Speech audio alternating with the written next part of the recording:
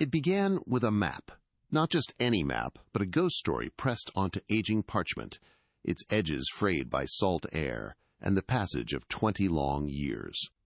In June of 1987, this very document had led the legendary treasure cartographer Preston Hayes into the treacherous currents of the Caribbean, chasing the sunken Spanish galleon, the San Espectro. He and his crew vanished without a trace, swallowed by a phantom tropical storm that left no wreckage, no survivors, only a chilling silence. The map, recovered mysteriously from a salvage diver years later, became a legend in itself, a cursed artifact, a testament to the fatal allure of lost gold. Now, 2 decades later, it sat under the sterile, unforgiving lights of a prestigious New York auction house, an object of desire for men who saw history not as a story to be told, but as an asset to be acquired. Among the polished shoes and tailored suits sat Mason Hayes, a 25-year-old historian who felt profoundly out of place. He wasn't a collector or an investor. He was a grandson grasping for a connection to a man he barely knew. For Mason, Preston Hayes was a myth, a collection of faded photographs and whispered family legends of a charismatic adventurer who could read the ocean like a book. This map was the last thing his grandfather had poured his soul into. It was the centerpiece of his legacy and the tombstone for his memory. Mason wasn't there for the promise of treasure. He was there to reclaim a piece of his own history, to hold the very item that represented the beginning of his family's deepest wound, hoping it might offer some sense of closure after 20 years of unanswered questions and lingering grief. The auctioneer's voice was a smooth, detached cadence that sliced through the hushed reverence of the room. "Lot 347, he announced. "The final chart of Preston Hayes, the San Espectro map." A murmur rippled through the crowd. Men in expensive suits leaned forward, their faces illuminated by the glow of their smartphones as they consulted with remote bidders. To them it was a speculative investment, a piece of macabre art that would look impressive hanging in a private study. They saw ink and parchment, a story of failure that paradoxically increased its market value. Mason saw his grandfather's elegant, confident handwriting, the familiar curl of the H in his signature. He felt an almost physical ache in his chest, a desperate need to protect this final, tangible piece of a man the world had reduced to a cautionary tale of ambition. The bidding started at a staggering $50,000 and climbed with sickening speed. 100,000. 200. Mason's hand, holding his bidding paddle, felt slick with sweat. He was using every dollar of the inheritance his grandfather had left him, a fund his grandmother had insisted he use for a house or a future, not for a ghost. Yet here he was, locked in a silent war against unseen, faceless corporations and billionaires. His opponent was a disembodied voice on a phone relayed through a proxy in the front row, a man with a cold, indifferent expression. The price soared past what Mason had budgeted, forcing him into a terrifying, split-second decision.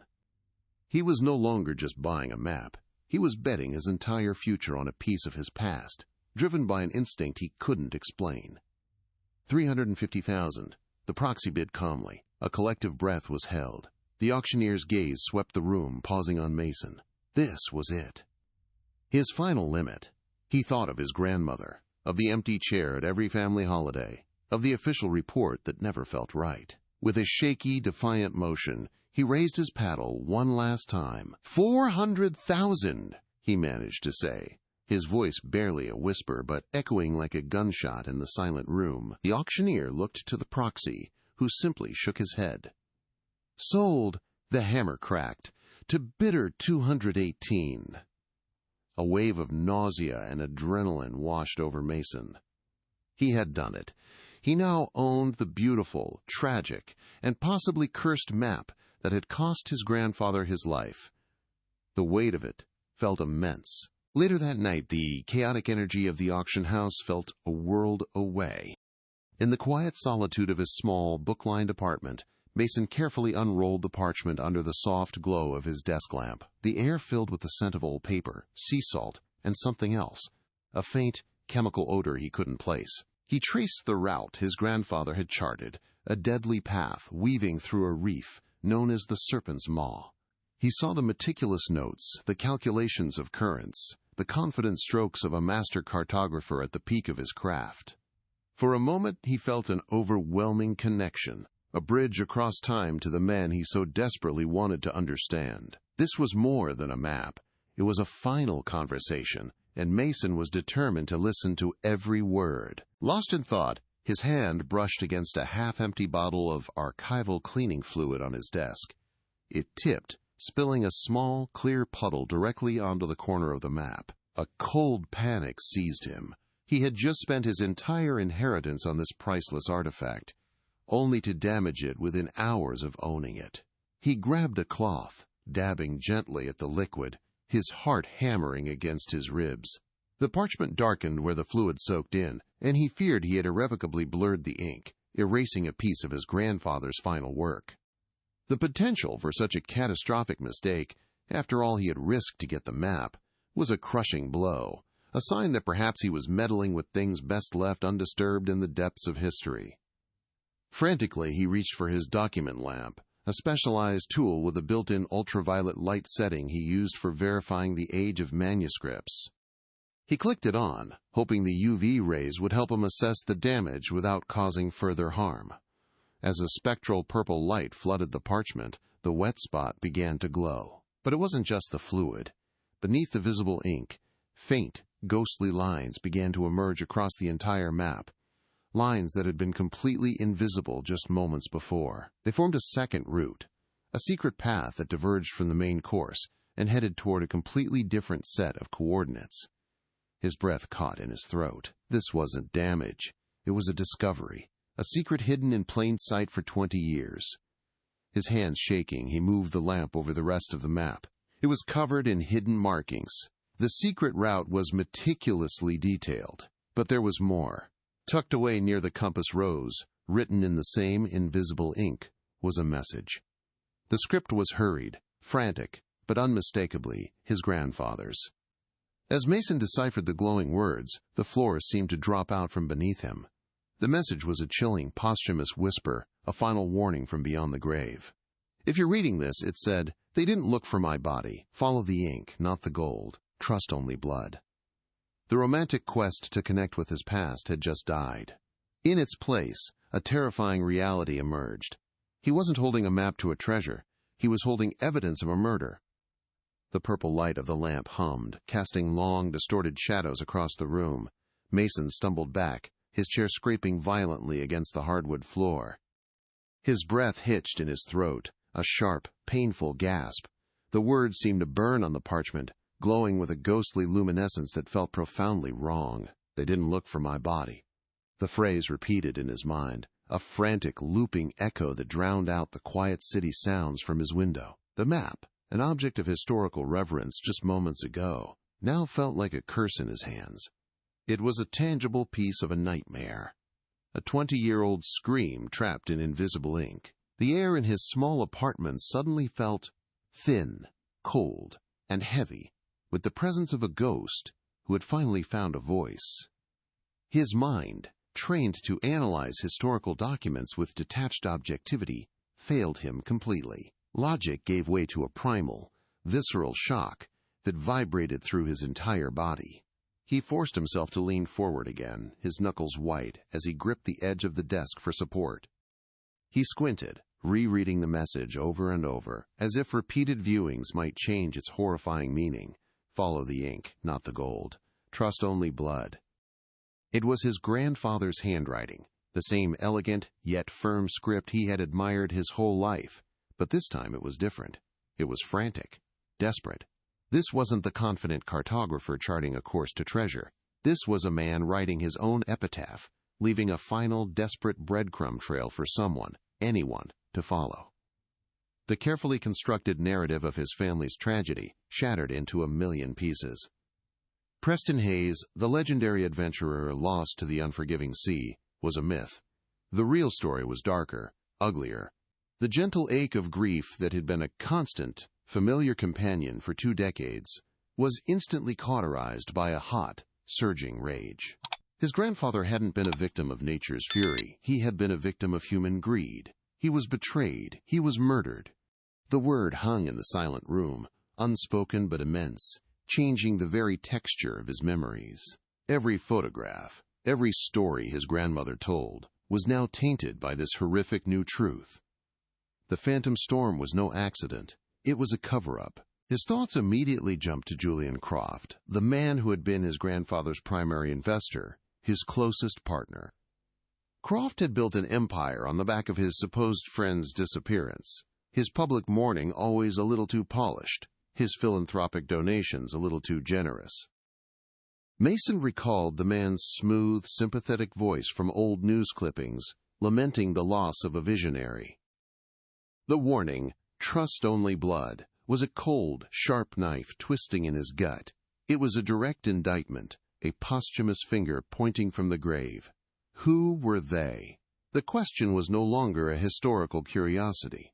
It was a personal threat, a list of potential suspects who had gotten away with murder for 20 years. The map was no longer a simple artifact. It was a confession. It was evidence. It was a dying declaration. The primary route, the one leading to the San Espectro, was a decoy, a brilliant piece of misdirection designed to send his killers on a fool's errand. The real story was in the hidden ink, the secret path that led somewhere else entirely. What was at the end of that second route? Not gold, the message had warned. Something else, something his grandfather believed was more important than treasure, more important than his own life. The weight of this revelation was immense, a physical pressure on his chest that made it hard to breathe. He was holding the key to unlocking a generation-spanning conspiracy. A different feeling began to cut through the shock and anger, a terrifying sense of purpose. This wasn't an accident.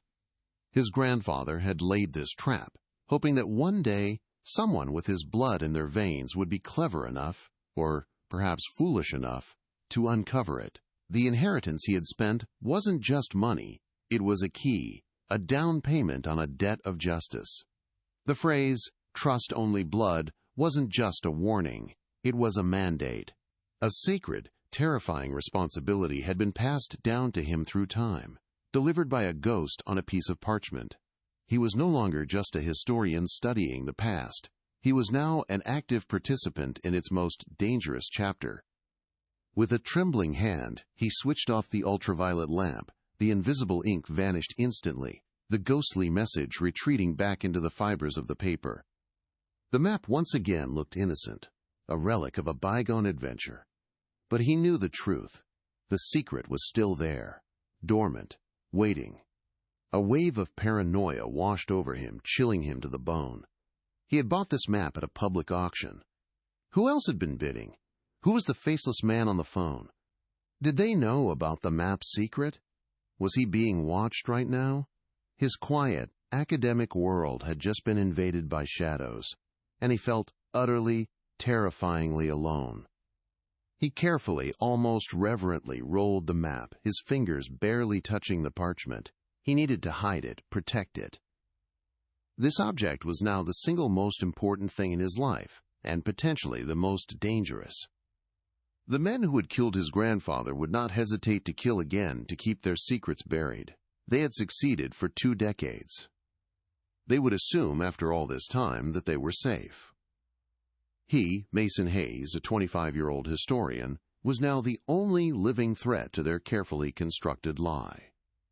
The thought was both paralyzing and galvanizing. He was in over his head, but retreat was no longer an option. He couldn't unsee what he had seen. His mind turned to his grandmother Eleanor. How could he possibly tell her?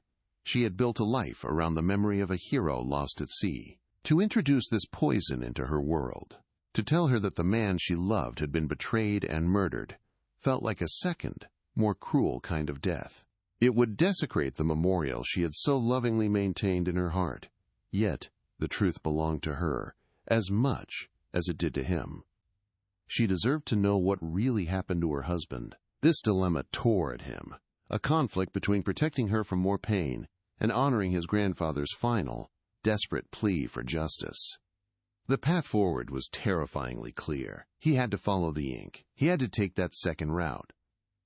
That was the only way to find answers, the only way to understand the full scope of the betrayal. This journey was no longer about finding a connection to a long-lost relative. It was about reclaiming a stolen legacy and exposing a monstrous crime. He made a silent vow to the memory of his grandfather, to the faint, glowing words that had changed his life forever. He would see this through to the end, no matter the cost. He would not let his grandfather's final message go unanswered. He would be the blood that was trusted. He looked around his apartment, at the shelves overflowing with books on maritime history, at the neat stacks of research papers, at the quiet, orderly life he had built for himself. It all seemed to belong to another person, a naive young man who thought the past could be safely contained in archives. That man was gone. In his place was the grandson of a murdered cartographer, holding a map that led not to treasure, but to a truth that had been buried at sea for 20 years. He had wanted to understand his grandfather's story. He now realized he was destined to finish it. But this was just the beginning of what was to come. And honestly, I need your help to continue this journey. If your heart is pounding like mine is, please take a second to hit that like button, subscribe to the channel, and ring that notification bell so you don't miss what happens next. And tell me in the comments where you're watching from. I want to know how far this story is reaching. Seriously, put yourself in Mason's shoes for a moment. What would you do in a situation like this? You spend your life savings on a family heirloom, only to find out it's evidence in a 20-year-old murder. Do you think you could handle that kind of pressure? Let me know below. Your support means the world and helps us bring more stories like this to light. Before the tragedy, the name Preston Hayes was synonymous with adventure. In the world of maritime history and treasure hunting, he was a living legend, a charismatic figure whose face frequently graced the covers of magazines like National Geographic and Asterisk Adventure Monthly. He wasn't just a cartographer, he was a storyteller who read the ocean's currents and the forgotten whispers of history as if they were an open book. Preston possessed a rare combination of academic rigor and swashbuckling nerve, able to decipher a 17th-century Spanish shipping manifest in the morning and navigate a treacherous reef by feel in the afternoon. To the public, he was the last of a dying breed, a romantic hero in an increasingly cynical world, and his quest for the Sana Spectro was to be his magnum opus, the crowning achievement of a storied career. Behind the public persona, however, was a devoted family man. His wife, Eleanor, often spoke of two Prestons, the fearless explorer the world knew, and the gentle husband who would return home smelling of salt and sun, his pockets filled with strange shells for his young son. For his grandson, Mason, born just a few years before that final voyage, Preston was less a memory and more a myth, a collection of faded photographs and stories told in a hushed, reverent tone. He was the giant of a man with a booming laugh in old home movies, the warm hand that had once held his, a fleeting sensation more felt than remembered. This ghostly presence defined Mason's childhood, a heroic grandfather lost to the sea, a family wound that time had scarred over but never truly healed. The Hayes family home in coastal Maine, once a vibrant hub of planning and excitement, fell into a quiet, dignified grief after June of 1987. The silence was the loudest thing in the house. Eleanor, a woman of immense fortitude, packed away Preston's diving gear and rolled up his charts, creating a shrine in his study rather than an open wound in their lives. Yet, the loss was a constant, unspoken guest. It was in the empty chair at every holiday dinner, the way Eleanor would gaze out at the ocean with a distant, sorrowful look, and the collection of condolence letters she kept tied with a black ribbon. For 20 years, the family lived with the ambiguity of a man lost at sea, a phrase that offered no body, no finality, and therefore no true closure. In the immediate aftermath, Julianne Croft played the part of the grieving partner to perfection. As Preston's primary investor and the public face of their joint venture, he was a pillar of support for Eleanor and a somber voice for the press. He funded an extensive month-long search that turned up nothing, his face etched with a convincing display of sorrow at every press conference. Croft spoke eloquently of Preston's genius, his courage, and their shared dream. He later established the Preston Hayes Maritime Heritage Foundation, a philanthropic organization that burnished his own reputation while cementing the narrative of his friend's heroic, tragic demise. To the world, and even to the Hayes family, Julian Croft was the loyal friend who had lost as much as they had, a man who would ensure Preston's legacy was never forgotten. The San Espectro expedition was the talk of the treasure-hunting community for years leading up to 1987. The Spanish galleon, rumored to be carrying a priceless cache of pre-Columbian artifacts, had sunk in a hurricane 3 centuries prior in a notoriously dangerous stretch of the Caribbean known as the Serpent's Maw. It was considered an impossible wreck to find, a ghost ship that had claimed many who sought it. But Preston Hayes was convinced he had solved the puzzle, piecing together clues from fragmented archives in Seville and Lisbon. The expedition was a massive undertaking, financed by a multi-million-dollar investment from Croft's Maritime Antiquities Consortium. The stakes were astronomical, not just financially, but for Preston's reputation. Finding the San Espectro would have been his ultimate vindication. The official story, when it came, felt both plausible and deeply unsettling. A freak tropical storm, one that had gone completely undetected by meteorologists, had materialized out of nowhere, swallowing Preston's ship, the Odyssey, whole. An investigation, conducted by the local authorities on the small island nation of St. Jude, was brief.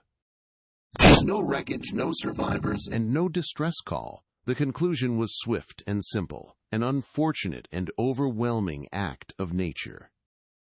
The official report cited the unpredictable weather patterns of the region and the inherent dangers of the Serpent's Maw. A few seasoned local sailors quietly muttered that no storm, no matter how sudden, could make a modern research vessel vanish without a single trace, but their skepticism was easily dismissed as local superstition against a mountain of official paperwork. Growing up in the shadow of this legend profoundly shaped Mason Hayes. He was surrounded by the artifacts of his grandfather's life, sextants, compasses, and shelves groaning under the weight of historical maritime journals. While he admired the romantic image of the adventurer, he inherited none of the daring. Instead, Mason was drawn to the quiet, methodical side of his grandfather's work. He found his connection not in the open ocean, but in the silent archives. He became a historian, specializing in data analysis and document verification, a man who sought truth in ink, paper, and verifiable facts. His career was an unconscious effort to understand the grandfather he never knew, to deconstruct the myth, and find the man within the historical record, a quest he pursued with academic detachment. For 2 decades, the San Espectro map was a ghost itself, a lost piece of a lost man.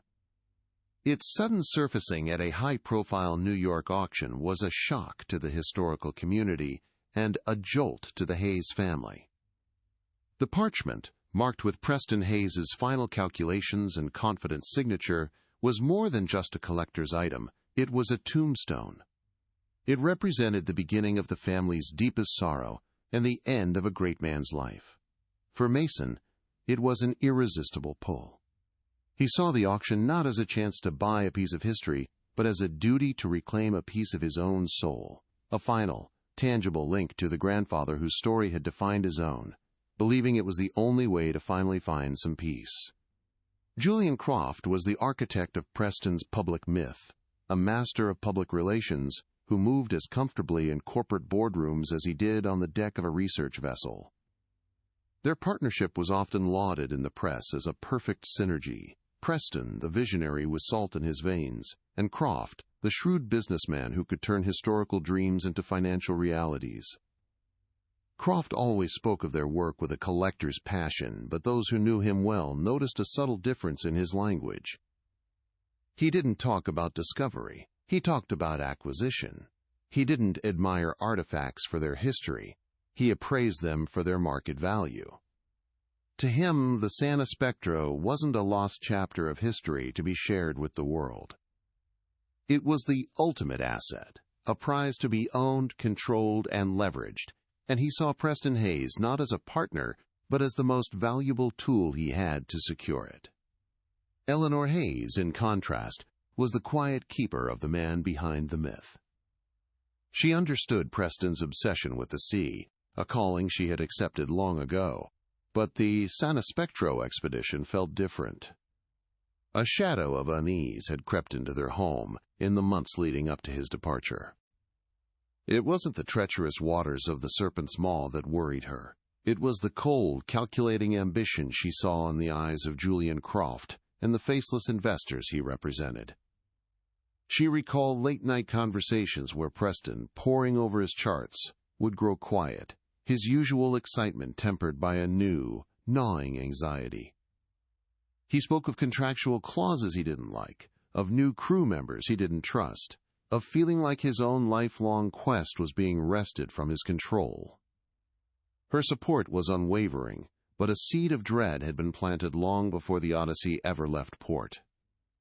The stage for this final act was the island of St. Jude, a small Caribbean nation that was a study in contrasts. The northern coast was a paradise of white sand beaches and luxury resorts, a carefully curated illusion for wealthy tourists. But the southern coast, where the Serpent's Maw lay, was a different world entirely. Here, jagged volcanic cliffs met a churning, unforgiving sea. The local communities were insular, populated by fishermen and sailors who spoke in a clipped, cautious patois and held a deep-seated distrust for outsiders, especially the treasure hunters who came and went like vultures. They knew the Maw's secrets, the unpredictable currents and rogue waves that never made it onto official charts. It was a place where a ship could easily vanish, and where the official story, crafted by powerful men from far away, would be accepted with a resigned, knowing silence. Publicly, the Maritime Antiquities Consortium was presented as a prestigious organization dedicated to historical preservation through private funding. It boasted a board of directors that included retired diplomats, banking magnates, and influential art collectors, lending it an unimpeachable air of legitimacy. They sponsored university research, funded museum exhibits, and published glossy journals on maritime history. This philanthropic facade was Julian Croft's masterpiece, a brilliant cover for the consortium's true purpose, a sophisticated, global smuggling ring. They used the treasure-hunting expeditions as a means to locate priceless artifacts, which would then be declared lost during recovery, before being funneled into a lucrative black market, sold to private collectors who valued secrecy above all else. The Sana Spectro was meant to be their biggest score, the crown jewel of their shadow empire. In his final letters to Eleanor, the confident voice of the adventurer was gone, replaced by the weary, cautious tone of a man walking a tightrope. Preston wrote of feeling increasingly cornered, of technical data being shared with Croft's associates without his consent, and of a growing sense that the expedition's true mission was not what he had been told. He described a chilling meeting in which Croft referred to the Obsidian Heart, the galleon's rumored centerpiece, not as a historical find but as the asset. This shift in language confirmed Preston's deepest fears. He was no longer the leader of a historic quest. He was a contractor, a key that would be used to unlock a vault, and then likely discarded. The weight of this knowledge, combined with the immense pressure to succeed, left him profoundly isolated on the eve of his greatest and final voyage. This tension between discovery and profit created a deep rift in the professional community. Legitimate marine archaeologists, like the then up-and-coming Dr. Maya Torres, viewed men like Preston Hayes with a mixture of professional jealousy and academic scorn. To them he was a cowboy, not a scientist. While they fought for meager university grants and followed painstaking protocols to preserve wreck sites, treasure hunters with corporate backing could swoop in, effectively plundering history for private gain. They destroyed invaluable historical context in their rush for gold and silver, turning sacred underwater sites into commercial mines. This inherent conflict meant that when the Odyssey vanished, The academic world reacted with a somber but unsurprised, "I told you so," further cementing the narrative that Preston was a reckless man who had finally paid the price for his hubris, a view that would later make Mason's quest for allies incredibly difficult. The Serpent's Maw itself was a place of legend, a cartographer's nightmare. It was a submerged labyrinth of volcanic rock and razor-sharp coral reefs that could tear a ship's hull to shreds in minutes. The name came from the local belief that a mythical sea serpent guarded the passage, creating unpredictable, swirling currents that could drag a vessel off course and onto the rocks without warning. For centuries, it had been a notorious shipwreck graveyard, its floor littered with the bones of everything from Spanish galleons to modern fishing boats. This well-documented natural danger provided the perfect, plausible explanation for any disappearance. The Maw was a natural accomplice, a chaotic force of nature that could be relied upon to obscure the truth, making it the ideal location to stage a murder and let the ocean take the blame, washing away all evidence with the tide. So as the Connoisseur prepared to sail in June of 1987, the atmosphere was thick with a deceptive sense of excitement. The world's media was poised to cover a historic triumph, investors were anticipating a massive return, and a family in Maine was praying for a safe journey. But beneath this shimmering surface of ambition and hope, a dark plot was already in motion. A betrayal had been planned with cold, corporate precision. A man's life's work was about to be stolen, his legacy rewritten, and his life extinguished. The map Preston Hayes held in his hands was not just a guide to a sunken ship, it was a testament to a secret he had discovered too late. The world was watching, waiting for him to find a treasure, never suspecting that he was sailing directly into his own grave. The first wave of shock receded, replaced by a cold, sharp clarity. Mason spread the map back across his desk, his hands now steady, his mind shifting from that of a grieving grandson to a methodical historian. He photographed the entire surface under the ultraviolet light, documenting every hidden line, every frantic word. The secret route was a masterpiece of clandestine cartography, a path that cleverly used natural underwater formations to mask its trajectory. He cross-referenced the coordinates with official maritime charts from 1987. The path led away from the known wreck site of the San Espectro and pointed toward a remote, treacherous section of the Serpent's Maw, an area marked on all modern charts as unsurveyed. Navigation prohibited. The academic curiosity he once felt was gone, replaced by a grim determination. His grandfather hadn't just left a warning, he had left a task. He knew he had to call his grandmother, but the truth felt like a vial of poison he was about to pour into her life. He rehearsed the words, aiming for a tone of academic excitement to mask the terror gripping his heart. "Grandma," he began, his voice cracking slightly, "I've been studying the map. There are some fascinating anomalies in Grandpa's charting methods, things that don't add up with the official records." He explained he felt a professional obligation to investigate, framing a trip to St. Jude as a research project to better understand his grandfather's final work. Eleanor was quiet on the other end of the line, her silence heavy with 20 years of unspoken fears. She didn't question his logic, but her voice was strained when she finally spoke. "Be careful, Mason. Some things are better left at the bottom of the sea." The phone call stirred something in Eleanor. Later that evening, she climbed the creaky stairs to the attic, a place she hadn't visited in years. She found a heavy wooden chest containing Preston's personal effects, including a bundle of letters tied with a faded ribbon, his last correspondence from St. Jude. Her fingers, wrinkled with age, trembled as she untied the knot. She scanned the familiar pages, the words of love and longing, until one paragraph snagged her attention, a passage she'd once dismissed as pre-voyage jitters. "Julian's investors are here," Preston had written. "They walk the decks of the Odyssey like they already own it. They aren't explorers, Ellie. They're accountants with tans. I feel like the key to a vault, and I worry what happens once the door is open." The words now read like a premonition. Meanwhile, Mason immersed himself in a digital deep dive, his apartment illuminated only by the glow of his monitor. He was back in his element. hunting for facts in a sea of data. He secured the official incident report from the St. Jude authorities, a surprisingly thin document for such a high-profile case. He pulled satellite weather archives for June 1987.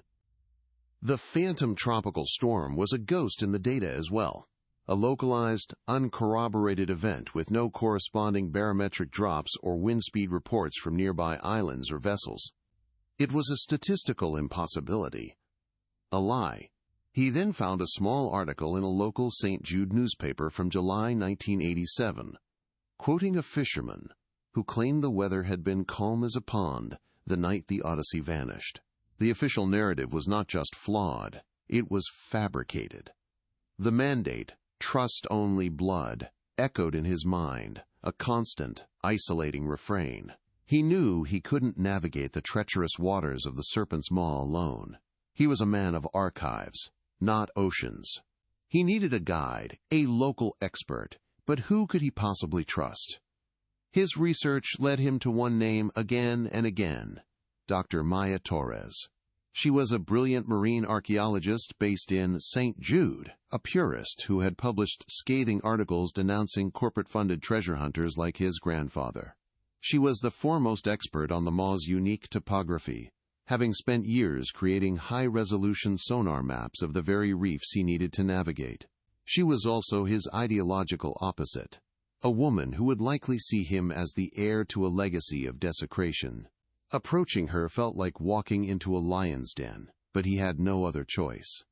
Landing in St. Jude was a jarring sensory overload. The air was a thick blanket of humidity, rich with the sweet scent of hibiscus and the brine of the sea. The vibrant colors and cheerful tourist chatter of the capital, Port Royal, felt like a different universe from the dark purpose of his visit. He rented a rugged, sun-beaten jeep and drove south, away from the resorts and into the island's wild heart. The landscape became more dramatic, the roads narrower and winding. Finally, he pulled over at a cliffside lookout. There it was, the Serpent's Maw. It wasn't just a name on a map anymore. It was a churning, violent reality of turquoise water crashing into white foam over a hidden maze of black volcanic rock. It was a place that could easily swallow a ship, a perfect accomplice to a crime. He found Dr. Torres at her research station, a collection of sun-bleached buildings cluttered with diving equipment and tagged artifacts. She was exactly as her article suggested, intense, focused, and radiating a no-nonsense energy. When he introduced himself as Preston Hayes's grandson, a flash of recognition and disdain crossed her face. "I know the name," she said, her tone clipped. He and his kind did more damage to the historical record than a century of hurricanes. Mason tried to explain, showing her a printout of the map's visible route and pointing out the cartographical inconsistencies he'd found, carefully omitting any mention of the invisible ink. She was unmoved. "Your grandfather was a romantic who took a foolish risk. Let him rest. There's nothing for you here but old ghosts. Don't waste my time." His heart sank. It was a dead end. As he turned to leave, a desperate, last-ditch idea struck him. "My grandfather's private logs mentioned a specific geological anomaly he wanted to investigate," he said, the lie tasting like ash in his mouth. He recited the primary coordinates from the secret, hidden route. Maya froze, her hand hovering over a sonar chart on her desk. Her expression shifted from dismissive annoyance to sharp, focused curiosity. She tapped the chart. "Those coordinates, they're nowhere near the Sanispectro site." "They're here," she said, pointing to a blank spot on the map marked only by a depth reading. "We registered a submerged cavern system there a few months ago. A geological impossibility." How could your grandfather have possibly known about that in 1987? The question hung in the air, a bridge of impossible fact spanning the chasm of their mutual distrust. What they found next would change everything. Maya's professional curiosity completely eclipsed her initial disdain.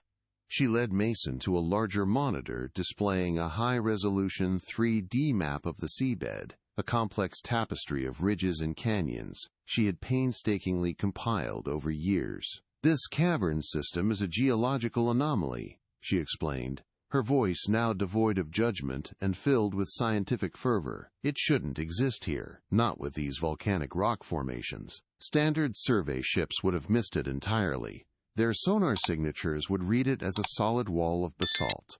She agreed to take him, but her conditions were strict. This would be a scientific expedition, documented and logged according to her protocols. She wasn't helping him chase a family ghost. She was investigating an unexplained phenomenon that his grandfather, somehow, had known about 2 decades before her state-of-the-art equipment had even detected it. The mystery had become hers, too. A fragile, terrifying hope bloomed in Mason's chest. He had found an ally, a highly competent one, but the words, "trust only blood," still echoed in his mind, a cold counterpoint to his relief. He was putting his life and the resolution of his grandfather's legacy into the hands of a complete stranger who had, only an hour before, openly despised everything his family name represented. He watched her expertly prep the equipment, her movements efficient and confident, and he felt a profound sense of his own inadequacy. He was a historian, a man of books and archives, about to venture into one of the most dangerous underwater environments on the planet. The academic quest had become a physical reality, and the fear of what they might find, or what might find them, was a cold, heavy knot in his stomach, a stark reminder that the truth often lies in depths from which people don't return. The preparation for the dive was a whirlwind of methodical activity that took the better part of a day. Maya's research vessel, the Sea Serpent, was a compact but powerful tool, crammed with advanced technology. She walked Mason through the plan. First, they would deploy the Trident, her custom-built, remote-operated vehicle, ROV, to perform a non-invasive survey of the cave entrance. The ROV was equipped with high-definition cameras, powerful LED lights, and a sophisticated sonar array capable of mapping the cavern's internal structure. If the cave was stable, they would proceed with a mixed-gas dive, a dangerous undertaking requiring specialized breathing apparatus and a decompression chamber. As Mason watched her calibrate the ROV's controls and check the gas mixtures, he was struck by the sheer cost and complexity of the operation, realizing he was betting the last of his inheritance not on a certainty, but on a ghost's whisper. The journey to the coordinates the next morning was tense. The Caribbean Sea was deceptively beautiful, a placid sheet of sapphire blue under a brilliant sun, belying the treacherous labyrinth that lay beneath. Maya navigated with a quiet focus, her eyes flicking between the GPS and her detailed sonar charts. To break the silence, Mason brought up the official report of the phantom storm. Maya let out a short, derisive laugh. "A phantom storm is exactly what it was," she said, tapping a series of weather charts on a tablet. "I pulled the meteorological archives for that week back when I first started surveying the Ma. There was nothing. No pressure drop, no unusual wind shear, nothing. The closest registered disturbance was over 500 miles away. Whatever happened to your grandfather's ship, it wasn't the weather. The ocean is a convenient scapegoat for things men do to each other." Once they were anchored above the coordinates, the real work began. The hum of the generator was the only sound as Maya expertly piloted the ROV into the depths. On the main monitor, the vibrant blue of the surface world gave way to a murky, deep indigo, then to an absolute, oppressive blackness, pierced only by the ROV's powerful lights. The camera feed revealed a stark alien landscape of volcanic rock and ghostly white sea anemones. Mason watched, his breath held tight in his chest, as the sonar began to paint a picture of the cavern system on an adjacent screen. The pings echoed in the small cabin like a slow, deliberate heartbeat, each one a step closer to an answer that had been waiting in the dark for 20 years. He felt like an archaeologist opening a tomb, unsure if he would find a treasure or a curse. Suddenly, Maya stopped the ROV's descent. "There," she whispered, pointing to the screen. The vehicle's lights had illuminated something that was undeniably out of place. It was a narrow opening in a sheer rock face, almost perfectly concealed by a pile of loose, dark rocks that looked different from the surrounding geology. "That rockfall isn't natural," Maya stated, zooming in the camera. "The angles are wrong. The composition is different. It looks like it was piled there deliberately to hide the entrance." Mason's blood ran cold. This was it. The secret path didn't just lead to a location. It led to a deliberately hidden place. His grandfather hadn't just found this cave. He had used it. A wave of adrenaline and dread washed over him. He was looking at the end of the trail, the physical manifestation of his grandfather's last, desperate secret. Maneuvering the ROV through the tight opening, Maya navigated into the cavern beyond. The interior was surprisingly small, a submerged chamber no larger than a living room. The ROV's lights scanned the rocky walls, revealing nothing but the slow dance of sediment in the water. There was no wreckage, no equipment, and most importantly, no human remains. Mason felt a confusing mix of profound relief and sharp disappointment. This wasn't a grave. But then the camera tilted down. There, wedged tightly into a crevice just above the cavern floor, was a hard-shell, waterproof case, the kind used to protect sensitive equipment. And carved into the rock directly beside it were two faint but unmistakable initials, PH. The sight hit Mason like a physical blow. His grandfather had been here. He had left this behind, a final message in a bottle, waiting in the crushing dark. The tension in the cabin was thick enough to cut with a knife as Maya painstakingly maneuvered the ROV's delicate manipulator arm to retrieve the case. The small metal claw opened and closed, struggling to get a firm grip on the slick plastic. For a heart-stopping minute, it seemed the case would slip and fall into a deeper, unreachable crevice. Mason could only watch, his hands clenched into fists, his knuckles white. Finally, the claw secured its grip. As the ROV began its slow, careful ascent, the case held like a sacred offering. The truth of his grandfather's fate finally broke through Mason's shock. Preston Hayes hadn't led him to a tomb. He had led him to a witness. This case wasn't just a piece of equipment. It was a 20-year-old testimony, a voice from the abyss, and its discovery meant the hunt was no longer about the past. It was about the immediate, dangerous present. The ascent felt agonizingly slow, the waterproof case dangling from the ROV's manipulator arm like a fragile, captured soul. Back on the deck of the Sea Serpent, the humid Caribbean air felt thick and heavy. Mason's hands trembled as Maya carefully unlatched the case. A faint hiss of stale, compressed air escaped as the seal broke, releasing a smell of old plastic and the faint, metallic scent of the deep ocean. Inside, nestled in a bed of now disintegrated foam padding, was a leather-bound logbook, its cover stiff with salt, and a small, tarnished silver compass. Mason reached for the logbook with a reverence usually reserved for ancient manuscripts. Its pages were warped but miraculously dry, filled with his grandfather's familiar, elegant script. This was it. The final chapter, written in the voice of a man who knew he was about to die. A posthumous confession waiting to be heard after 2 decades of silence. He opened the book to the last entry, dated June 12, 1987, just 1 day before the Odyssey was officially reported lost. The confident handwriting of the earlier pages was gone, replaced by a hurried, almost frantic scrawl that spoke of immense pressure and fear. Preston Hayes named Julian Croft directly, not as a partner, but as a predator. He wrote of the Maritime Antiquities Consortium as a nest of vipers, detailing a final, tense meeting where Croft revealed the expedition was a sham. They weren't there to recover history. They were there to acquire an asset. Croft had forced him to sign new contracts under duress, effectively seizing control of the entire operation. The words on the page were a testament to a complete and utter betrayal, a cold-blooded corporate takeover disguised as a historic quest for a legendary sunken treasure.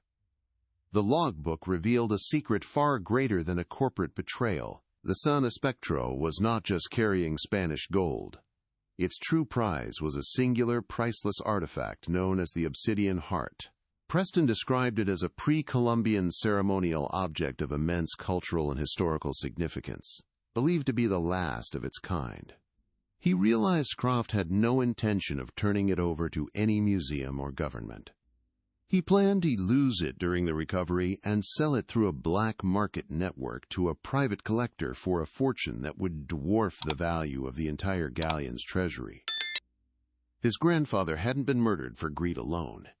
He was silenced to facilitate the theft of an irreplaceable piece of human history, a crime against the cultural memory of an entire civilization. The final, desperate paragraphs laid out Preston's last-ditch plan. Knowing he would never leave the Odyssey alive, he concocted a brilliant act of posthumous revenge. He spent his final hours creating the two maps.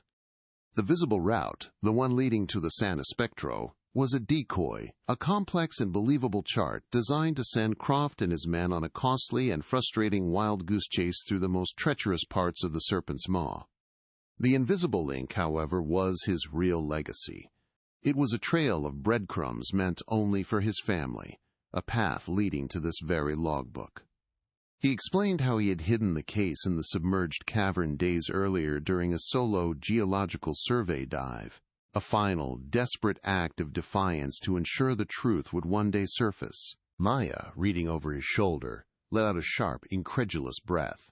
The Maritime Antiquities Consortium was not some shadowy entity to her. It was a titan in her world. They were a major funding source for legitimate archaeological projects, their name emblazoned on university grants and museum exhibits across the globe. The revelation that this prestigious organization was a front for a sophisticated smuggling ring was a seismic shock. It implicated people she knew, institutions she respected, and the very foundations of her professional life. The man she had initially dismissed as a reckless treasure hunter was, in fact, a whistleblower, trying to expose a level of corruption she could barely fathom. Suddenly the case was no longer about one man's murder. It was about a conspiracy that reached into the heart of her own field. As they began the journey back to her research station, the sun dipping low and painting the sky in hues of orange and purple, Maya's sharp eyes caught something on the horizon. It was a sleek white yacht, its modern lines and imposing size a stark contrast to the rustic fishing skiffs that typically dotted these waters. It kept a steady, parallel course to them, always at a distance, too far to identify but too close to be a coincidence. An icy knot of dread formed in Mason's stomach. The words, "Trust only blood," took on a new, chilling immediacy. They were no longer just uncovering the past. The past was now actively, silently, watching them from across the water. The faceless men who had bid against him at the auction were no longer an abstract threat. Back at the relative safety of Maya's cluttered research station, the weight of their discovery settled upon them. The logbook was a smoking gun, but it was also a death warrant. They were two people on a remote island against a powerful, international syndicate. Mason knew they needed an ally, someone on the inside of the original investigation. He found the name in the old police report, Captain Miller, retired chief of the St. Jude police force. After a dozen calls, he tracked him down to a ramshackle beachfront bar he now owned. Over a crackling phone line, Mason carefully explained who he was and asked about the 1987 investigation, finally mentioning the Maritime Antiquities Consortium. There was a long pause, filled only with the sound of clinking glasses and distant music. The name acted like a key, unlocking a dusty, forgotten room in Miller's memory. The consortium, he slurred, his voice thick with alcohol and regret. I remember Croft's yacht, the Serenity. It was here for weeks after the disappearance, part of the search party. Miller let out a bitter laugh. But I saw it myself one morning, just before dawn, heading east, away from the search grid. Fast. Croft's official story was he was chasing a lead. But you don't chase leads in the opposite direction of where the ship went down. The brass from the Capitol told me to drop it, that it was a tragic accident and the rich man was just grieving. I knew then it stank, but I had no proof, no power, just an order. That night, the threat became terrifyingly real. As Mason worked to create a digital backup of the logbook, the station's generator sputtered and died, plunging them into darkness. A moment later, a sharp crack echoed from the docks, followed by the sound of splintering wood. They raced outside with flashlights to a scene of calculated violence. The main mooring line of the Sea Serpent had been sliced clean through, and a small, smoldering fire was eating away at a pile of oily rags placed dangerously close to the boat's external fuel tanks. It was a clear message delivered under the cover of darkness. It wasn't just a warning, it was an attempt on their lives, carefully staged to look like a common dockside accident. The hunt had officially begun. The acrid smell of smoke filled the air, a stark reminder of their vulnerability. They were trapped. The purchase of the map in New York had been the tripwire. Croft's organization, patient and thorough, must have had alerts on anything related to Preston Hayes. They had followed him, watched him, and waited. They had let him find the cave, retrieve the evidence, and lead them directly to whatever his grandfather had left behind. Now that Mason had the logbook, his usefulness had expired. He and Maya were no longer investigators in a cold case. They were loose ends, witnesses to a 20-year-old crime who now had to be silenced. The men who had murdered his grandfather would not hesitate to finish the job, ensuring the truth returned to the bottom of the sea. The mission had irrevocably changed. This was no longer about honoring a memory or finding a grave. It was about survival. The digitized pages of the logbook on Mason's laptop were their only weapon. A ghost's testimony against a living, breathing criminal empire. They had to get this information off the island and into the right hands, but every shadow now felt like a threat. Every unfamiliar face a potential enemy. Julian Croft had built an empire on a foundation of lies, protected by a wall of money, influence, and violence. Mason Hayes, a historian, and Maya Torres, a scientist, were about to try and tear it all down, armed with nothing but the truth. Their only goal now was to stay alive long enough to see it through. The fire was out, but the acrid stench of burnt rubber and diesel lingered in the humid night air, a foul perfume of their new reality. The attack on the Sea Serpent was not just a warning. It was a declaration. They were marked. Mason looked at Maya, her face illuminated by the harsh, swinging beam of a single flashlight, her usual scientific composure replaced by a grim, focused intensity. He realized with chilling certainty that the local authorities were a dead end. Captain Miller's story about being told to stand down 20 years ago was proof that Julian Croft's influence had deep roots on this island. They were utterly alone, isolated on a small speck of land controlled by the very people hunting them. Any call for help would be a broadcast of their location, an invitation for their own demise. Their world had shrunk to this dark, smoky dock and the damning truth they held. Huddled in the back room of Maya's ransacked research station, they turned their fear into fuel. Their most valuable weapon was the logbook, and they treated it as such. Mason, with the painstaking precision of a manuscript archivist, photographed every single page in high resolution. They created multiple, heavily encrypted digital copies, uploading one to a secure offshore server and saving others on a series of disguised flash drives. As Mason scanned the pages for the 100th time, his eyes caught a small, recurring annotation in the margins of the financial ledgers his grandfather had been keeping. It was a name, L. Serrano, next to the name of a bank, Cayman Trust and Holdings. It was a detail that seemed trivial, a loose thread in the complex tapestry of the betrayal. But Preston Hayes had been a man of meticulous detail. Nothing he wrote was ever without purpose. While Mason focused on the text, Maya leveraged her own network, walking a tightrope of professional inquiry. She sent out carefully worded emails to trusted colleagues in the archaeological community, inquiring about the academic lore surrounding the obsidian heart. The replies trickled in, painting a picture of an artifact far more significant than a mere piece of treasure.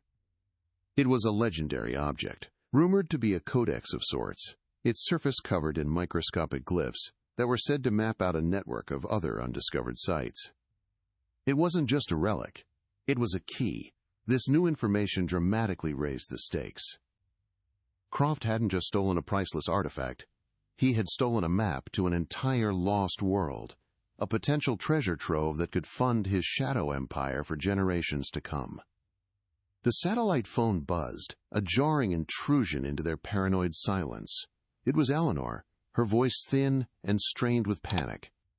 "Mason, after we spoke, I couldn't sleep. I went into your grandfather's old study, the one I've kept locked for years." She described how a nagging memory had led her to a hollowed-out copy of * Moby Dick on his bookshelf.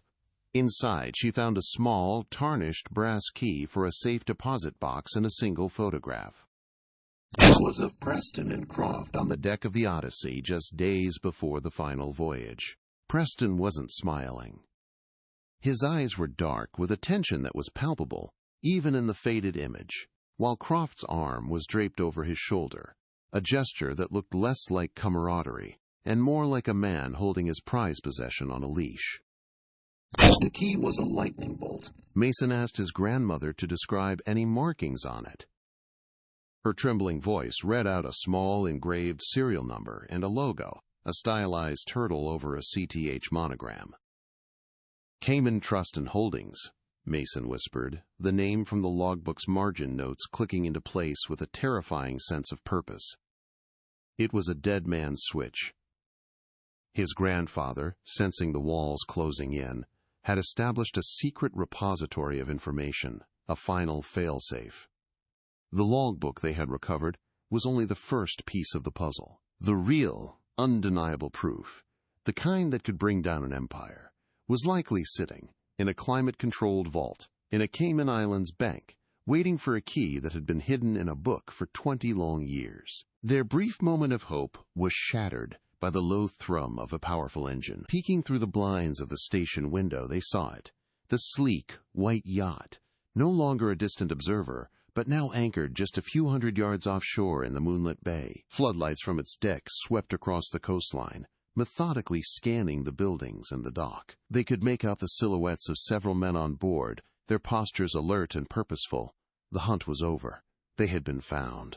Maya's research station, their only sanctuary, was now a cage, and the water surrounding them was no longer a barrier but a closing net. Croft's men knew they had the logbook, and they were no longer content to simply watch. They were here to collect. Desperate, they made their final gamble. They called Captain Miller. Mason didn't waste time with pleasantries, his voice a low, urgent whisper as he explained the logbook, the key, and the yacht in the bay. There was a long pause on the other end of the line, then the sound of a bottle slamming onto a bar. "Stay put." Miller grunted, his voice losing its alcoholic slur and taking on a hard, authoritative edge Mason hadn't heard before. "They'll be watching the main roads, the airport, the harbor. You can't get out that way." He told them about an old friend, a fisherman named Rico, who operated out of a hidden cove on the treacherous southern coast. "Rico owes me a big debt. There's a storm front moving in tomorrow night. It's your only chance. He can get you to Anguilla under the cover of the squall." While they waited for the storm, trapped in the suffocating tension of the station, Maya dug deeper into the public face of their enemy. Using a secured satellite link, she began researching the board of directors of the Maritime Antiquities Consortium. The names she found were a roster of the global elite. There was a retired British diplomat with deep ties to Middle Eastern oil money, a former high-ranking official from the German Central Bank, and the CEO of a Swiss logistics firm previously investigated for sanctions busting. Julian Croft wasn't just a wealthy criminal. He was the respectable, philanthropic face of a sophisticated global network that dealt in stolen history, political influence, and laundered money. They were a shadow government, protected by layers of legal firewalls and immense political power. The true scale of the conspiracy was staggering. Far beyond a simple murder for profit, Preston Hayes hadn't just stumbled upon a smuggling plot. He had unknowingly walked into the boardroom of a powerful, multinational cabal. The Obsidian Heart was likely just one of many high-value assets they had acquired over the decades, using their philanthropic foundation as a legitimate cover to move priceless artifacts across borders with impunity. Mason felt a crushing weight settle on him. This was no longer a personal quest for justice for his grandfather. He and Maya were now in possession of information that could destabilize powerful figures on multiple continents. They weren't just running for their lives, they were carrying a bomb that could blow a hole in the fabric of the international art and finance world. Their fight for survival had become a war against an invisible empire. The logbook, while damning, was now just the word of a dead man against a legion of powerful living ones. Their only hope for irrefutable, undeniable proof lay in that Cayman Islands safe deposit box. It was the one move on the chessboard his grandfather had made that Croft likely never knew about. It contained the evidence Preston believed was strong enough to bypass the layers of influence and corruption, a truth so explosive it had to be locked in a vault.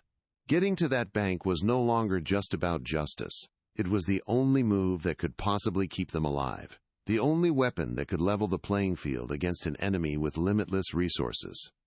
The storm arrived as promised, a furious onslaught of wind and rain that turned the sea into a churning cauldron. Under the cover of the tempest's roar, Mason and Maya slipped out of the research station and made their way toward the southern coast.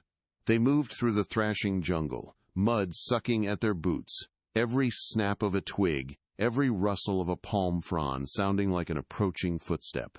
The logbook was sealed in a waterproof bag and tucked into Mason's backpack, its physical weight a constant reminder of the legacy he carried. They were no longer a historian and a scientist. They were fugitives, hunted by a powerful syndicate, their path guided by a ghost's 20-year-old map.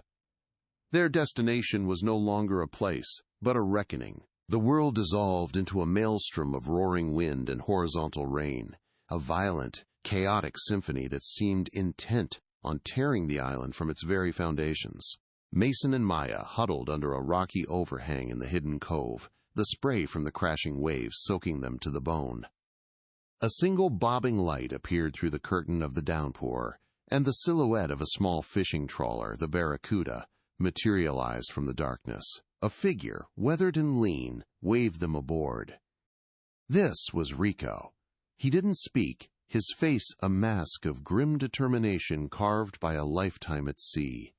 As they scrambled onto the slick pitching deck, Mason risked a glance back toward the bay.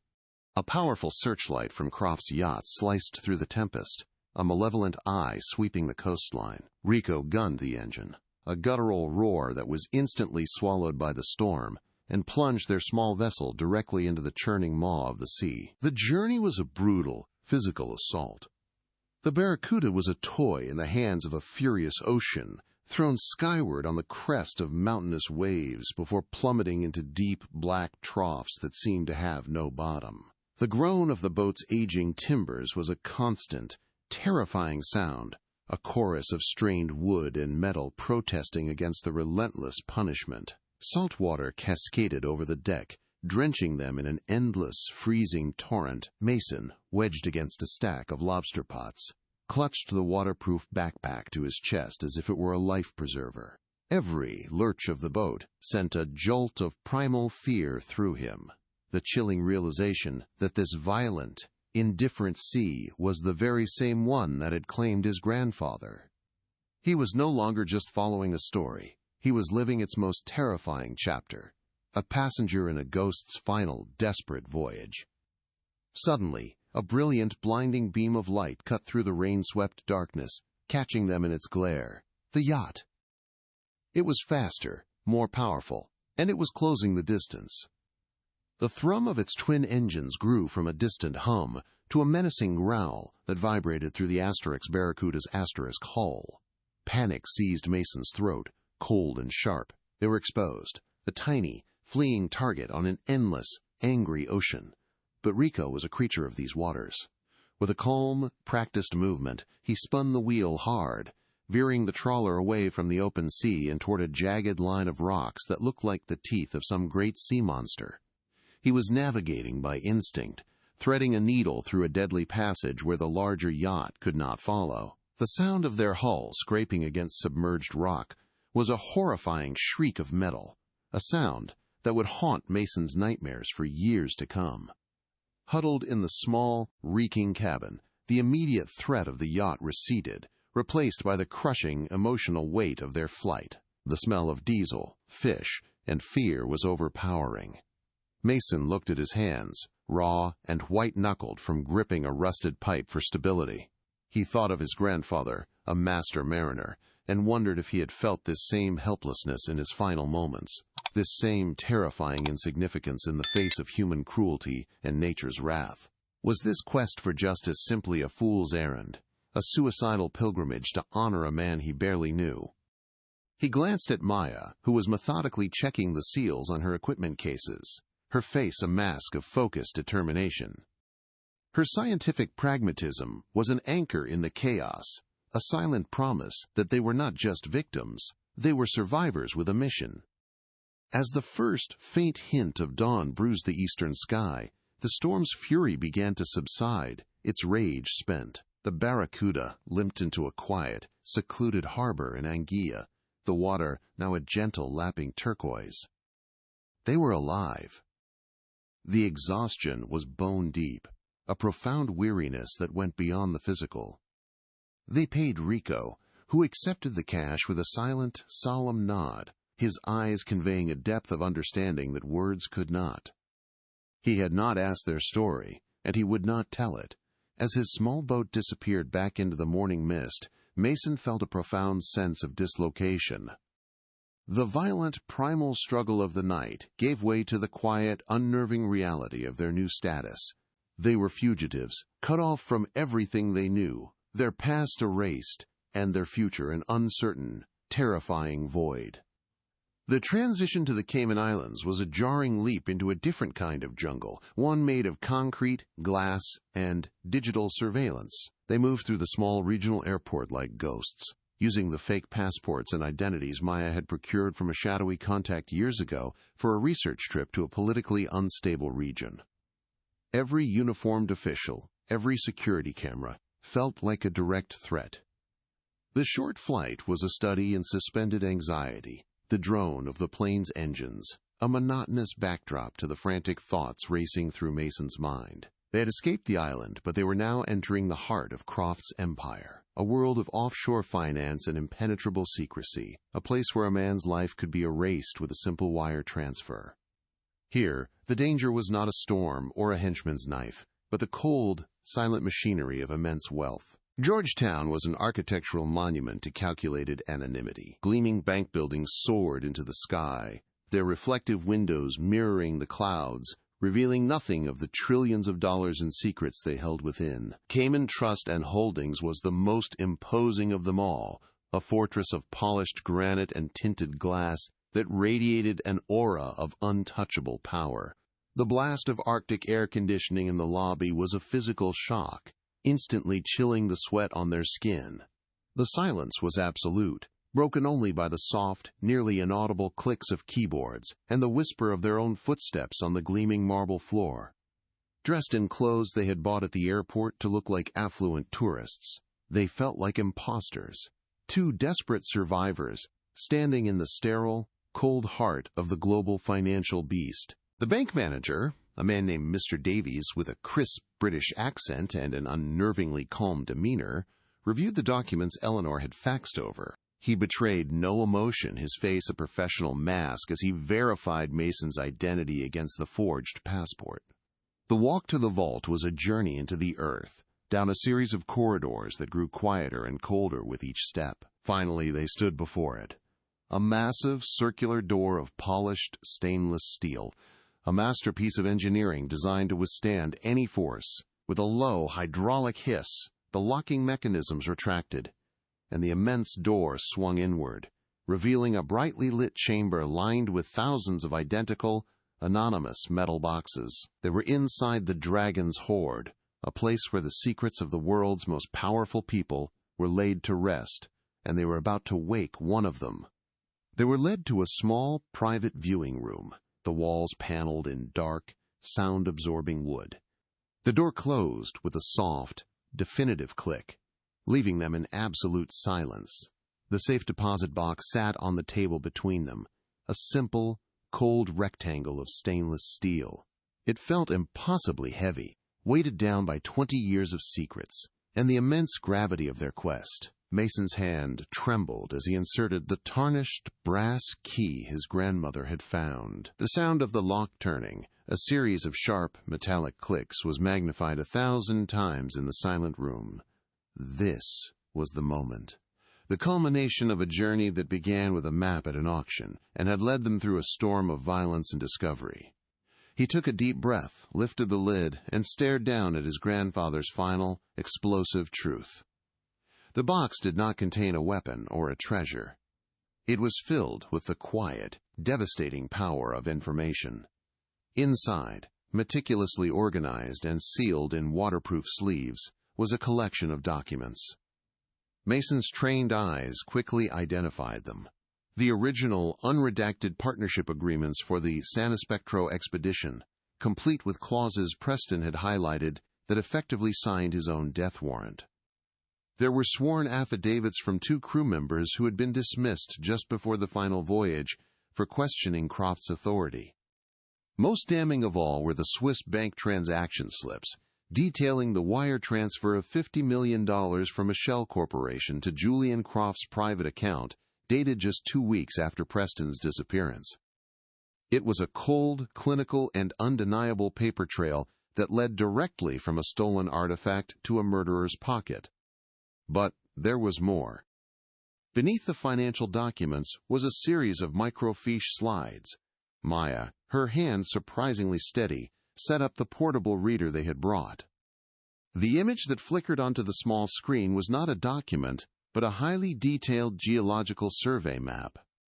It depicted a vast, unexplored trench in international waters, bordering the territorial claims of St. Jude. The annotations, in Preston's precise script, detailed the composition of the seabed, one of the world's largest and most concentrated deposits of high-grade lithium. It was a discovery of monumental geopolitical importance, a resource worth not millions, but trillions. The obsidian heart was never the true prize. It was a distraction, a plausible motive for a crime that was infinitely more ambitious.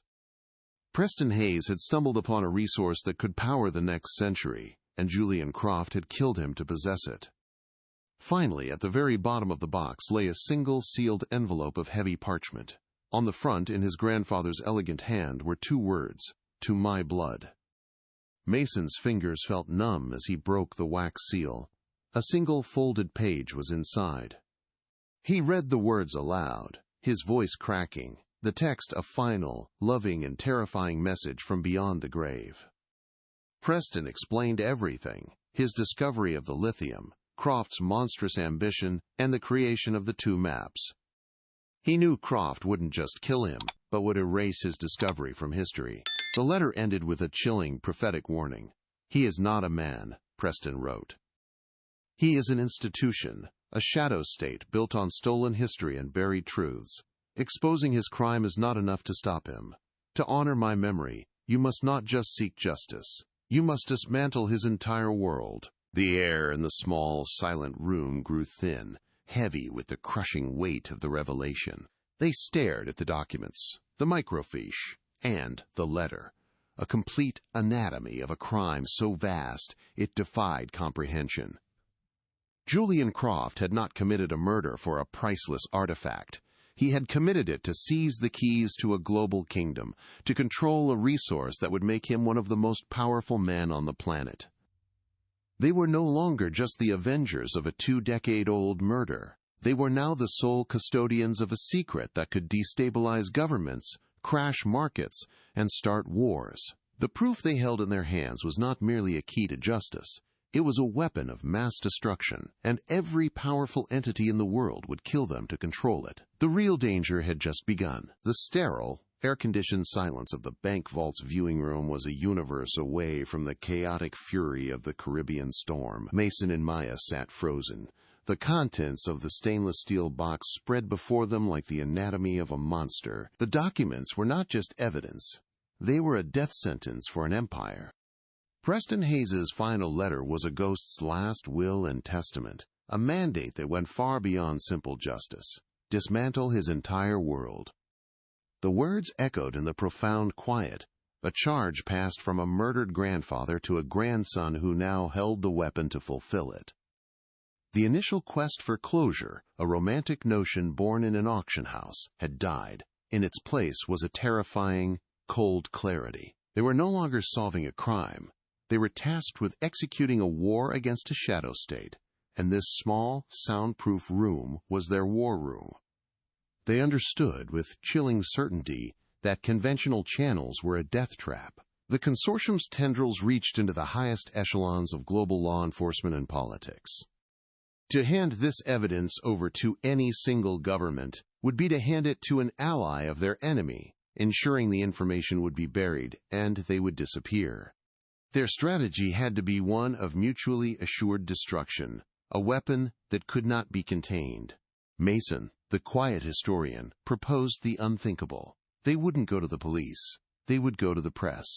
Not just any press, but to the most aggressive, well-resourced, and famously incorruptible investigative journalist in the world, a woman at * The Guardian, known for dismantling corporate empires and toppling corrupt regimes with nothing more than meticulously sourced facts. They would detonate the bomb in the public square, making the truth too big to hide. The next 48 hours were a blur of encrypted communications and paranoid, sleepless nights in a series of anonymous hotel rooms. They moved like ghosts through the global network, using burner phones and public Wi-Fi to initiate contact. They sent the journalist, Sarah Jenkins, a single untraceable email containing one scanned image, the $50 million wire transfer from a shell corporation to Julian Croft's private account, dated the day after the Odyssey was officially declared lost. It was the perfect bait, the connection between a legendary maritime tragedy and a massive, unexplained payment to the grieving partner was too tantalizing to ignore. After a tense verification process, Jenkins agreed to a face-to-face meeting in a neutral territory, a crowded public library in Zurich, the heart of the very financial secrecy that had protected Croft for so long. The meeting was a quiet, tense exchange over a table piled high with books on art history, a perfect camouflage. Mason and Maya watched as Jenkins, a woman with sharp, intelligent eyes that missed nothing, plugged the encrypted drive into a specially shielded laptop.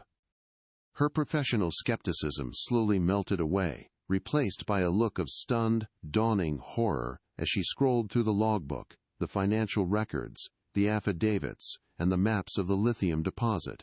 She understood immediately. This wasn't just a story about a murder. It was the story of the century. Within 24 hours, the first article appeared online. It was a journalistic masterpiece, a surgical strike that laid out the irrefutable evidence of the murder and the financial motive, while only hinting at the geopolitical bombshell of the lithium discovery, holding it back as a strategic second blow. The headline was simple, devastating. The Blood Map, Julian Croft and the Murder of Preston Hayes. The fallout was immediate and global. The story, backed by undeniable documentary proof, went viral, spreading faster than any force Croft could hope to contain. His name, once a symbol of philanthropic prestige, became instantly toxic. The stock prices of his publicly traded companies collapsed in the opening minutes of the next day's trading, wiping out billions in value. The board members of the Maritime Antiquities Consortium, exposed as complicit figures in a criminal enterprise, found themselves at the center of a firestorm of media scrutiny and government investigations. The carefully constructed facade of legitimacy, polished over 2 decades, shattered into a million pieces. Croft's empire, built on a foundation of lies, began to crumble under the crushing weight of the truth. Julian Croft was attending a lavish charity gala at the Metropolitan Museum of Art when the story broke. He was arrested quietly, without a struggle, by FBI agents who intercepted him in a quiet hallway, the sounds of classical music and polite applause drifting from the ballroom. The image of the billionaire philanthropist, his face a mask of cold fury as he was led away in handcuffs, became the defining photograph of the scandal. Coordinated raids, triggered by the article, were executed simultaneously in a dozen countries, netting the majority of the consortium's key players. The shadow state, so powerful in the dark, proved remarkably fragile, once dragged into the unforgiving light of public scrutiny. The institution my grandfather had warned of was being dismantled, piece by bloody piece. The revelation of the trillion-dollar lithium deposit, published by Jenkins in a follow-up piece, sent shockwaves through the global political landscape. The small nation of St. Jude became the focus of intense international pressure. After months of diplomatic maneuvering, a landmark treaty was signed. The trench was designated an international protectorate, with its resources to be managed by a global consortium overseen by the United Nations. A groundbreaking clause, insisted upon by a delegation from St. Jude armed with Maya's environmental data, stipulated that 40% of all future profits would be placed in a sovereign wealth fund for the development and protection of developing island nations. Preston Hayes's secret discovery, once the motive for his murder, became his greatest legacy, a gift to the world, protected from the greed of any single man or nation. Amidst the global chaos, a quiet, personal mission was completed. One of the arrested consortium operatives, a former crewman from the Odyssey, gave up the final secret in exchange for a plea bargain. He provided the precise coordinates, deep in the Puerto Rican trench, where they had dumped Preston Hayes's body 20 years prior. A deep-sea submersible, funded by the New Hayes Foundation, was dispatched to the location. They found him. The man who was lost at sea was finally recovered from the crushing, silent darkness. The official story, a lie that had stood for 2 decades, was finally definitively erased. The search that began with a map to a grave finally ended with a body, bringing with it a terrible, beautiful finality. Mason stood on the windswept coast of Maine, watching as the flag-draped casket of his grandfather was carried to its final resting place beside the sea he had loved. The historian who had sought a simple connection to his past was gone, replaced by a man who had wrestled with ghosts and brought down giants. The rage and the desperate need for justice had subsided, leaving behind a profound, bone-deep sorrow and a quiet sense of peace. He had followed the ink, he had trusted the blood, and he had brought his grandfather home. He had finished the last, uncharted map, and in doing so had navigated his own path from a boy living in a legend's shadow to a man who had forged a legacy of his own.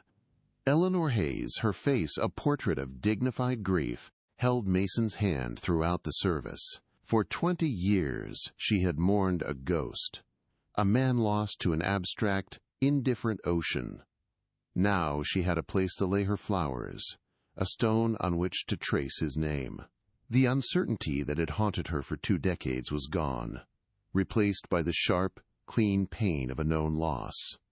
After the final prayer, she pressed the small, tarnished silver compass from the underwater case into Mason's palm. He charted his way by the stars, she whispered, her voice thick with emotion. But you, my dear boy, you navigated by his heart. You brought him home. The compass felt warm in his hand, a physical link in an unbroken chain of love and legacy. Dr. Maya Torres, once a staunch critic, became the fiercest guardian of the Hayes name. She testified before international tribunals, her expert analysis of the recovered logbook and Croft's falsified data providing the scientific backbone for the prosecution's case. Using the vast trove of information seized from the consortium's servers, she exposed a global network of looted archaeological sites, leading to the recovery of thousands of priceless artifacts. She renamed her research center the Hayes-Torres Institute for Maritime Ethics, transforming a name once associated with treasure hunting into a global standard-bearer for historical preservation, ensuring that Preston's ultimate sacrifice would protect the very history he had died trying to uncover. The Croft conspiracy became a defining story of the era, a stark lesson in the corrupting influence of absolute power. Julian Croft was convicted on charges of murder, racketeering, and conspiracy, sentenced to spend the rest of his life in a maximum security prison, a king dethroned and left to rot in a concrete cell. The obsidian heart, the artifact that had served as the grand distraction, was eventually recovered from a private vault in Dubai and returned to its country of origin in a public ceremony. The name Preston Hayes was officially cleared, his legacy rewritten from that of a reckless adventurer to that of a heroic whistleblower who had given his life to expose a monstrous crime and protect a discovery that would change the world. Back in his apartment, the world felt quiet for the first time in months. The map, the object that had started it all, hung in a simple frame on his wall. To the world, it was a famous piece of evidence, the key that unlocked a global conspiracy. To Mason, it was a letter from a grandfather he had finally come to know. The secret route, the frantic warning written in invisible ink, was a testament not to death, but to a desperate, enduring hope, a belief that one day blood would answer blood. He had set out to understand his grandfather's story, but in the end, he had been entrusted to finish it. The quest was over. He was no longer just the grandson of a legend. He was a part of it. Years later, the map hangs in a simple frame on Mason's apartment wall. It is the first thing he sees every morning and the last thing he sees every night. To the world, it is a famous artifact, the blood map, the centerpiece of a global scandal. But to Mason, its meaning is quieter, more profound. It is no longer a chart to a sunken galleon or a clue to a hidden crime. It is a conversation across time, a testament to a grandfather's desperate, undying faith that truth, like a body rising from the depths, will always find its way to the surface. The faint lines, once invisible, are now etched into his memory, a permanent reminder that the most important discoveries are often hidden just beneath the surface of what we think we know, waiting for the right light to be seen. He often thinks about the nature of a legacy.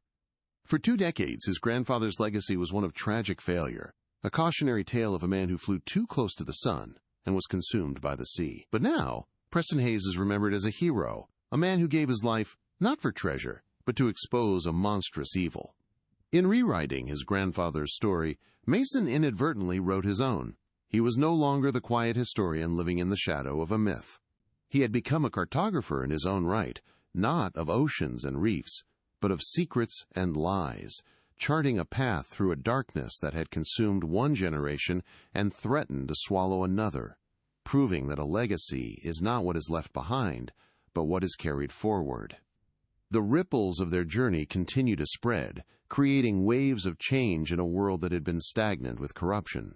The Hayes-Torres Institute for Maritime Ethics has become a global force for good, using its funding to reclaim looted artifacts and establish protected marine heritage sites around the world. The international treaty governing the lithium deposit, now known as the Hayes Accords, has become a blueprint for equitable resource sharing, ensuring that the wealth of the earth benefits humanity, not just a handful of powerful men.